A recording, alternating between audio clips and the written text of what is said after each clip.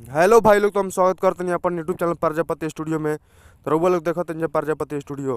अगर हमारे चैनल पर पहले बार आइल बन जाए तो रउआ लोग कर ली सब्सक्राइब, बेल आइकन के जरूर दबा दीजिए। काहे से कि हम भोजपुरी से रिलेटेड सभी प्रकार के खबर के लेकर आवत रहिला, जो सर रउआ लोग के मालूम चलते रहेला। तो सब्सक्राइब जरूर कर लेम, काहे से कि हम भोजपुरी से एकदम बहुत बढ़िया बढ़िया खबर लेके आइला और रउआ लोग के सुने में बहुत मजा आवत होई। ये ऐसा हमारा लागेला, लेकिन रउआ लोग के कैसा लागेला कमेंट में जरूर बताइम जाता भाई लोग। तो कल्लू जी का एक सॉन्ग आइल बा काल है, जो ना कि सारेगामा हम भोजपुरी से, जो ना का नाम है बुनिया। तो जो उनकी बहुत ही मस्त सॉन्ग बाटे बुनिया। बुनिया लगन में चले वाला गाना बा और ट्रेंड भी करता यूट्यूब के कौन नंबर पर, 18 नंबर पर ट्रेंड करता रहा। भले जब तक वीडियो जाए ओकर बाद और नीचे चल जाई। तो रउआ लोग अभी तक नहीं जा देख लो तो जाकर देखी जा और एकरा के और नीचे ले जा एकरा के।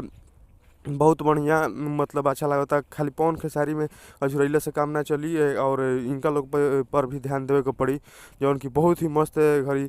इनका लोग का भी गाना बहुत बढ़िया बढ़िया आवता। तो वो लोग इनका लोग का भी गाना सुनी जाओ, बहुत मस्त आवता। अगर बिंद अकेला कलू तो बहुत बढ़िया गईबे कर ले और वो लोग सुनी जा जरूर। एक बार बताई जाके कमेंट में कैसे लगता है। धन्यवाद।